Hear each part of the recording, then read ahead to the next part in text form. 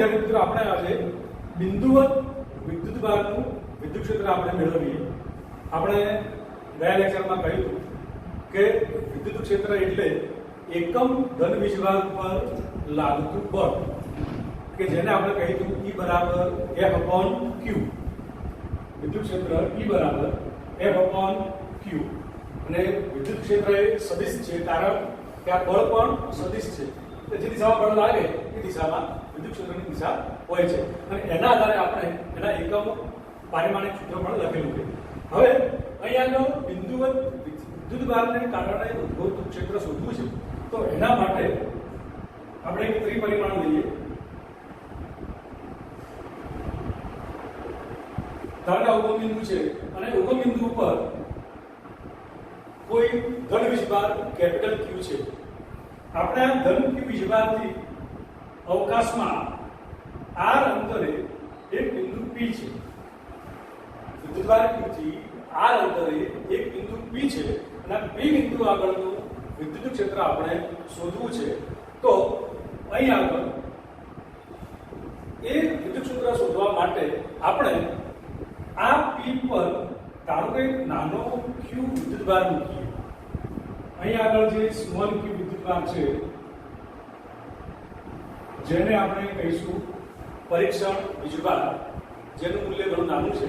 એટલે સ્વાભાવિક છે કે અહીં આગળ કેપિટલ Q અને સ્મોલ q આ બંને વીજભારો છે, એટલે એમની વચ્ચે વિદ્યુત બળ લાગશે કુલમ્બના નિયમ પ્રમાણે. તો એ નિયમ પ્રમાણે લાગતું બળ F બરાબર એ કેપિટલ Q સ્મોલ q બંને વચ્ચેનું અંતર r/r².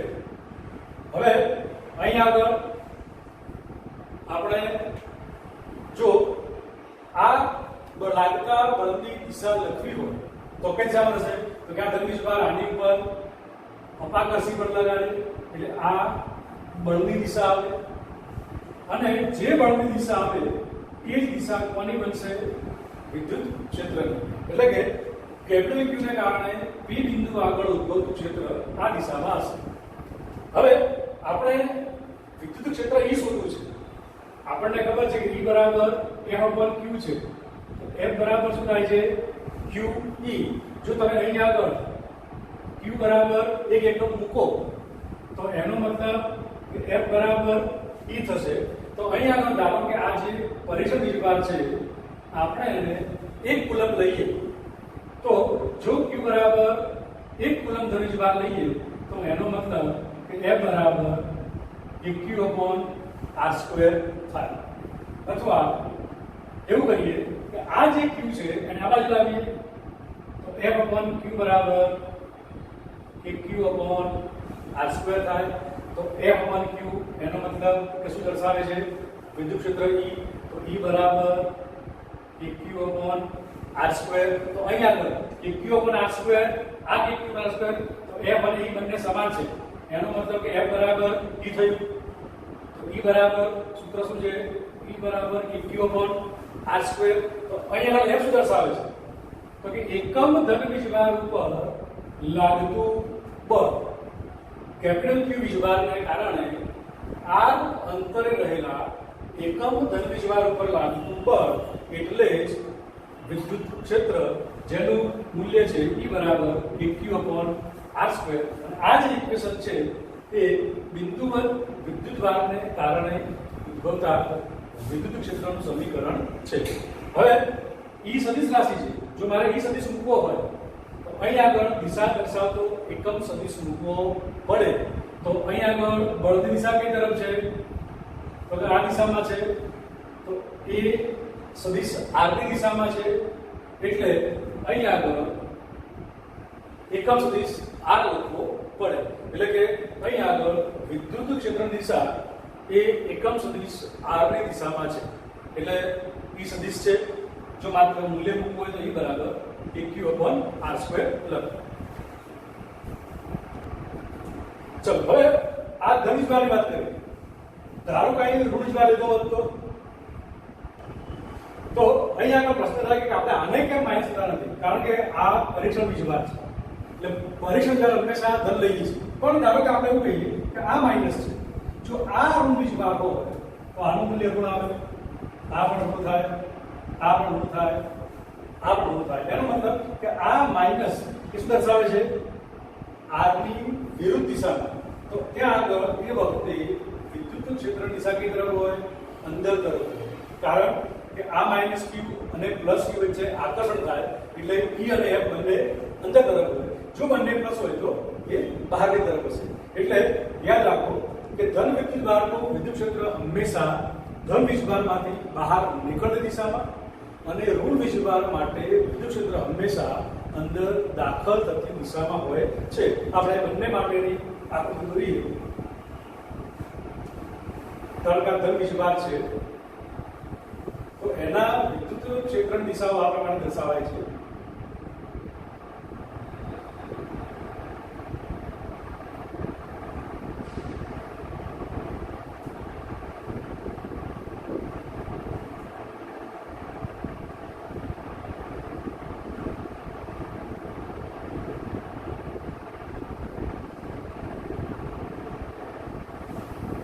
આ ધન વીજભારની વિદ્યુત ક્ષેત્ર રેખાઓ છે એ દર્શાવે છે કે બહારની તરફ છે. એનો મતલબ કે ધન વીજભારમાંથી વિદ્યુત ક્ષેત્ર રેખાઓ એ બહાર નીકળતી દિશામાં હોય. અને અહીં જુઓ કે પહેલા લાંબી પછી ટૂંકી. એનો મતલબ કે અહીં આગળ વિદ્યુત ક્ષેત્રનું મૂલ્ય, ધારો કે આ બંનેને અચળ લઈએ તો E ચાલે છે 1/r², એટલે કે અંતરના વર્ગના વ્યસ્ત પ્રમાણે વિદ્યુત ક્ષેત્રનું મૂલ્ય ઘટતું જાય. એ દર્શાવે છે કે જેમ જેમ તમે વીજભાર બચાવો તેમ વિદ્યુત ક્ષેત્રના મૂલ્યમાં ઘટાડો થાય. જો ઋણ વીજભાર લઈએ તો ઋણ વીજભાર માટે ધારો કે માઈનસ q વીજભાર છે તો આ રેખાઓ આ પ્રમાણે હોય છે. અંદર દાખલ થાય એ દિશામાં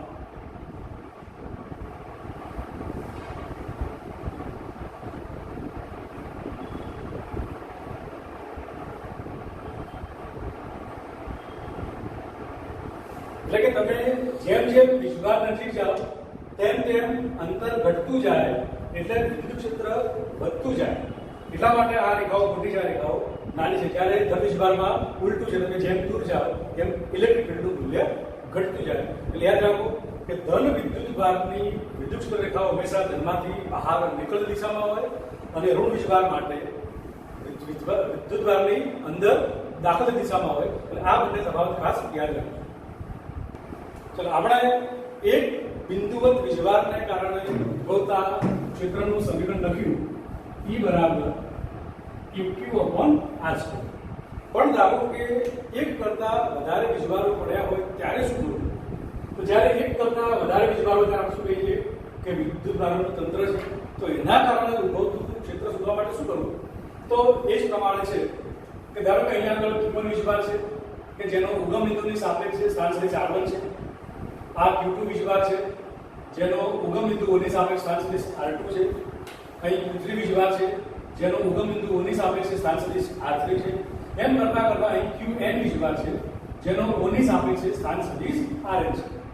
હવે આ બધા વીજભારોને કારણે અવકાશમાં ધારો કે કોઈ બિંદુ P છે. આપણે P બિંદુ આગળ ઉદ્ભવતું વિદ્યુત ક્ષેત્ર શોધવું છે. ધારો કે P નો ઉગમ બિંદુ O ની સાપેક્ષે સ્થાન સદિશ R છે. તો સ્વાભાવિક છે કે P આગળ વિદ્યુત ક્ષેત્ર ઉત્પન્ન કરવામાં આ બધા જ વીજભારો ભાગ ભજવે. ચલો ધારો કે આ Q1 ને કારણે ઉદ્ભવતું ક્ષેત્ર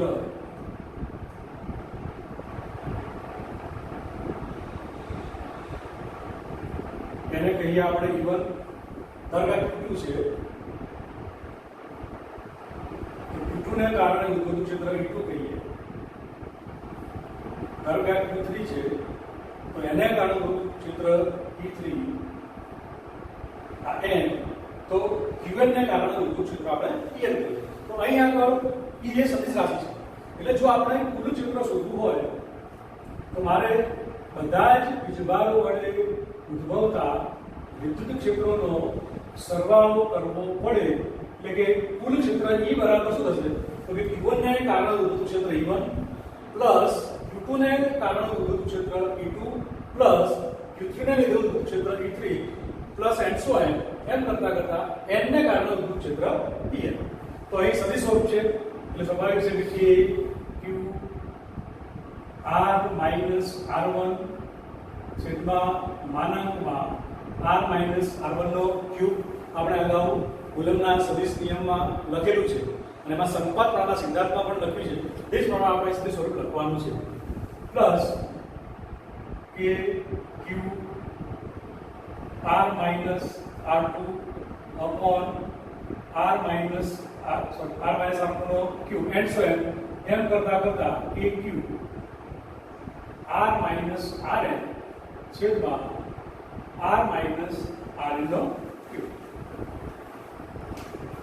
ચલો હવે અહીં આગળ આપણે આ જે ક્યુ લખ્યા છે એમાં e1 કોના કારણે છે q1 ને કારણે તો અહીં આગળ શું લખીશું q1 અહીં આગળ q2 ને કારણે q2 આ કોને કારણે q1 ને કારણે qn. હવે અહીં આગળ આપણે k ને કોમન લઈ લઈએ અને જો સિગ્મા સ્વરૂપે લખવું હોય તો શું લખીશું આ 1 2 n એટલે કે i મૂકી દઈએ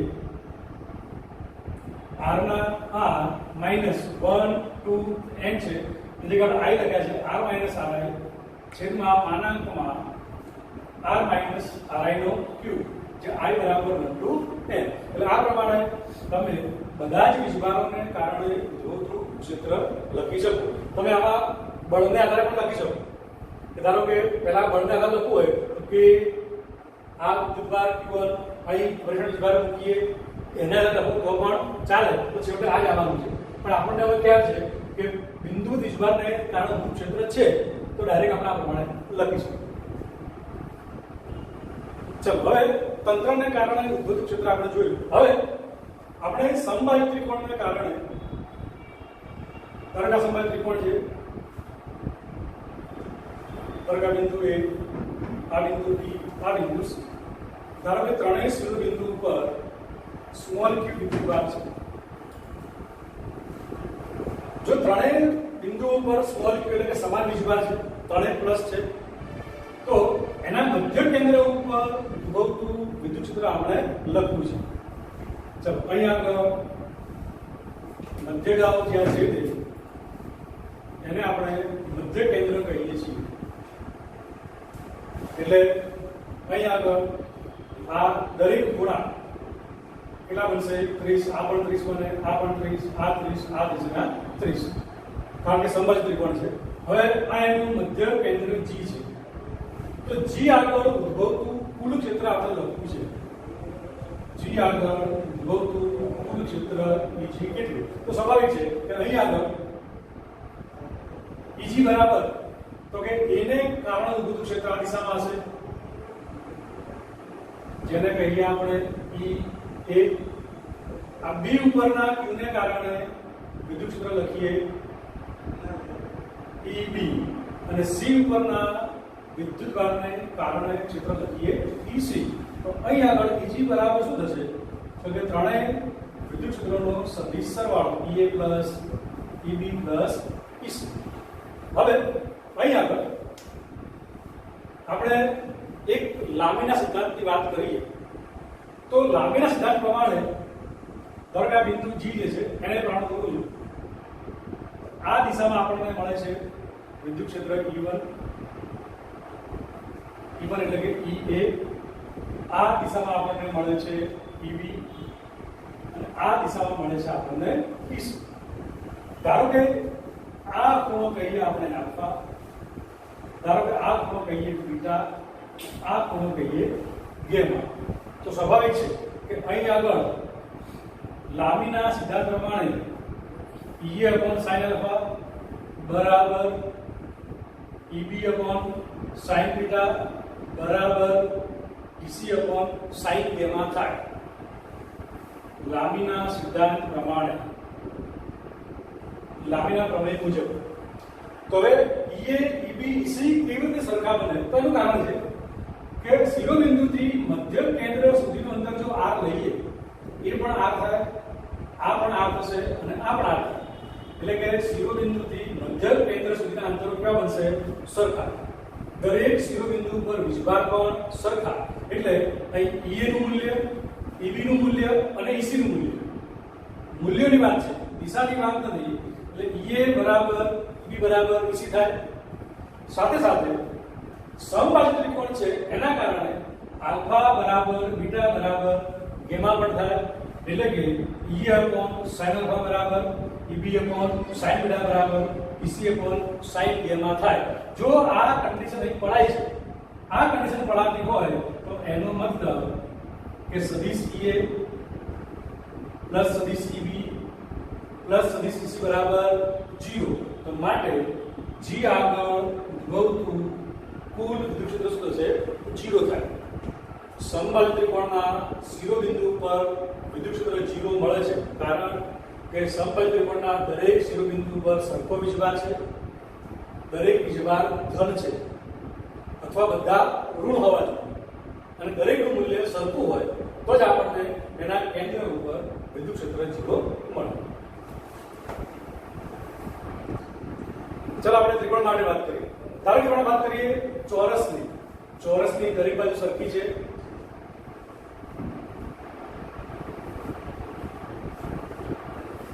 ધારો કે ચોરસ છે ABCD. ચોરસના દરેક શિરોબિંદુ પર સ્મોલ q વીજભાર ધારો કે મૂકીએ તો ચોરસના કેન્દ્ર ઉપર વિદ્યુત ક્ષેત્ર કેટલું થાય? તો ચોરસનું કેન્દ્ર ક્યાં આવશે? તો કે ચોરસના વિકર્ણો જ્યાં છે તે ત્યાં. આ ચોરસનું કેન્દ્ર બને. ધારો કે કેન્દ્રને કહીએ આપણે. તો અહીં આપણે સ્વાભાવિક છે કે એ ઉપરના q ને કારણે ઉદ્ભવતું ક્ષેત્ર આ દિશામાં આવશે, જેને કહીશું EA. આ બીના q ને કારણે ઉદ્ભવતું ક્ષેત્ર બહારની દિશામાં, જેને કહીએ B. આ C માટે પણ આ દિશામાં આવશે, જેને કહીએ EC. અને D માટે બહાર નીકળતી દિશામાં, જેને કહીએ ED. તો સ્વાભાવિક છે કે અહીં આગળ ચોરસના કેન્દ્ર ઉપર આપણને શું જોવા મળશે કે EA બરાબર EC, EA બરાબર માઈનસ EC, કારણ કે EA અને EC ના મૂલ્યો સરખા છે, કારણ કે આ કેન્દ્ર છે. તો ચોરસના દરેક શિરોબિંદુથી કેન્દ્ર સુધીનું અંતર સરખું થશે, દરેક ઉપર વીજભાર પણ સરખો છે, એટલે દરેક વડે ઉદ્ભવતા વિદ્યુત ક્ષેત્રના મૂલ્ય કેવા થાય? તો એ સરખા થશે, એટલે કે EA બરાબર EB બરાબર EC બરાબર ED. પણ અહીં આગળ EA અને EC પરસ્પર વિરુદ્ધ દિશામાં, એ પ્રમાણે EB અને ED સરખા પરંતુ પરસ્પર વિરુદ્ધ દિશામાં. એટલે તમે જ્યારે ચારેયનો સરવાળો કરો EA plus EB plus EC plus ED ત્યારે શું થશે? 0. કારણ કે દરેક ક્ષેત્ર સરખા મૂલ્યના છે, પણ આ બે પરસ્પર વિરુદ્ધ, આ બે પરસ્પર વિરુદ્ધ, એટલે એકબીજાને અસર નાબૂદ કરે, એટલે મધ્ય કેન્દ્ર ઉપર કુલ ક્ષેત્ર 0 થાય. ધારો કે વાત થઈ ચોરસની. ધારો કે પંચકોણ છે, પણ નિયમિત પંચકોણ. આપણે વાત કરીશું નિયમિત બહુકોણ. નિયમિત બહુકોણ કોને કહેવાય? કે એવો બહુકોણ કે જેની દરેક બાજુ સમાન છે, જેની દરેક બાજુ સમાન છે, એને આપણે નિયમિત બહુકોણ કહીશું. એટલે ધારો કે ચોરસ છે, તો ચોરસમાં ચારે બાજુ સમાન. ધારો કે પંચકોણ છે, પંચકોણની ચારે બાજુ સમાન હોય, દરેક શિરોબિંદુ ઉપર સમાન વીજભાર હોય, તો પણ એના કેન્દ્ર ઉપર ઉદ્ભવતું ક્ષેત્ર કેવું થશે? 0. એ પ્રમાણે ષટકોણ હોય, સપ્તકોણ હોય, અષ્ટકોણ હોય, ગમે તેટલી બાજુ ધરાવતો બહુકોણ હોય, પણ એ બહુકોણના દરેક શિરોબિંદુ ઉપર સમાન વીજભાર હોય, તો એના કેન્દ્ર ઉપર ઉદ્ભવતું કુલ ક્ષેત્ર હંમેશા કેવું થશે? 0. એટલે આ બાબતને ખાસ ધ્યાન રાખજો, વારે ઘડીએ MCQ માં આવશે. ચલો હવે આને આધારે એક દાખલો છે કે ધારો કે પંચકોણ છે,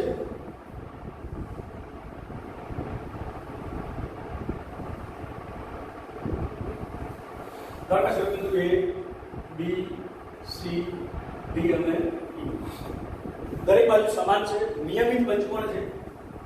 આપણે એના કેન્દ્ર ઉપરની વાત કરીએ તો શિરોબિંદુથી દરેક કેન્દ્રથી દરેક શિરોબિંદુ અંતર કેટલું? ધારો કે R લઈએ તો અહીં R નું મૂલ્ય દરેક વખતે કેવું હશે? સમાન, કારણ કે નિયમિત પંચકોણ છે. હવે આ ધારો કે એનું કેન્દ્ર G છે. હવે અત્યાર સુધી આપણે જે વાત કરી કે એમાં દરેક શિરોબિંદુ પર આપણે વિદ્યુતભાર મૂકતા હતા, પણ ધારો કે એવું કરીએ કે અહીં આગળ Q વીજભાર મૂકીએ, અહીં આગળ Q વીજભાર છે, અહીં આગળ Q વીજભાર છે, અહીં આગળ Q છે, અહીં આગળ કોઈ પ્રકારનો વીજભાર નથી. આપણે અહીંયા આગળ કોઈ પ્રકારનો વીજભાર મૂકેલો નથી, આ ખાસ રાખજો. એટલે એનો મતલબ કે પંચકોણ છે તો પાંચમાંથી આપણે 4 શિરોબિંદુ ઉપર વિદ્યુતભાર મૂક્યો છે. એનો મતલબ કે n બરાબર બાજુ કેટલી હતી 5, આપણે કેટલી બાજુ ઉપર વિદ્યુતભાર મૂક્યો n - 1, એટલે કે 4 બાજુ ઉપર જ વિદ્યુતભાર મૂક્યો છે. તો હવે આવા કિસ્સામાં આ કેન્દ્ર આગળ ઉદ્ભવતા વિદ્યુત ક્ષેત્રનું મૂલ્ય કેટલું થાય? ચલો પહેલા આપણે વાત કરીએ Eg ની. ધારો કે પહેલા એવું લઈએ કે અહીં આગળ વિદ્યુતભાર Q છે. ધારો કે અહીં આગળ વિદ્યુતભાર Q છે તો 5 શિરોબિંદુ પર Q વીજભાર હોય તો શું થાય? તો કે Eg બરાબર EA plus EB plus EC plus ED plus E. પણ આનું મૂલ્ય કેટલું થાય? 0, કારણ કે 5 એ 5 ઉપર છે એટલે 0 બરાબર શું આવે? EA plus EB plus EC plus ED plus E. પણ અહીં આગળ આપણા કિસ્સામાં શું છે? અહીં આગળ વીજભાર નથી, અહીં વીજભાર નથી. તો એનો મતલબ ધારો કે હોત તો આ કન્ડિશન છે, તો નથી તો એનો મતલબ શું થયો? તો કે આ ચારેયના ક્ષેત્રનો સરવાળો કોના જેટલો હશે? E જેટલો હોય. તો એનો મતલબ કે EA plus EB plus EC plus ED બરાબર શું થાય? Minus E. કારણ કે જો હોત તો બધા સરવાળો 0, એનો મતલબ કે આ ચારનો સરવાળો એને એક જેટલો થાય તો જ 0 થાય ને, કારણ કે આ પ્લસ આ એક માઈનસ એટલે કુલ સરવાળો 0. તો એનો મતલબ શું થયો કે આ ચારેયને કારણે ઉદ્ભવતું ક્ષેત્ર એ કેટલું હશે? તો કે આ એકના ઉપર રહેલા વિદ્યુતભારને કારણે ઉદ્ભવતા ક્ષેત્ર જેટલું. ચલો એનું મૂલ્ય લખીએ. ધારો કે અહીં Q વીજભાર હોત તો સૂત્ર શું આવે? AQ/r². પણ એટલે એનો મતલબ કે આપણને આ ચારેયનું મૂલ્ય મળી ગયું AQ/r². પણ આપણે આ સદિશ છે તો દિશા કઈ દર્શાવી? તો દિશા માઈનસ છે. એનો મતલબ કે માઈનસ કઈ દિશામાં? r. એટલે કે અહીં આગળ આ દિશામાં આપણને Eg નું મૂલ્ય મળે. એટલે કે અહીં આગળ Eg બરાબર ચારેયનો સરવાળો થાય EA plus EB plus EC plus ED. પણ આ બધા કોના જેટલા છે? તો કે માઈનસ E જેટલા, મતલબ માઈનસ AQ/r² એકમ સદિશ r. એટલે અહીં આગળ કહેવાનો મતલબ કે જો જેટલો પણ બહુકોણ હોય તો બહુકોણના જેટલા શિરોબિંદુ છે એમાંથી એક જ શિરોબિંદુ પર વીજભાર ન હોય અને બાકીના બધા ઉપર સમાન વીજભાર હોય તો એ બધા વીજભારોને કારણે કેન્દ્ર આગળ ઉદ્ભવતું ક્ષેત્ર કેટલું આવશે?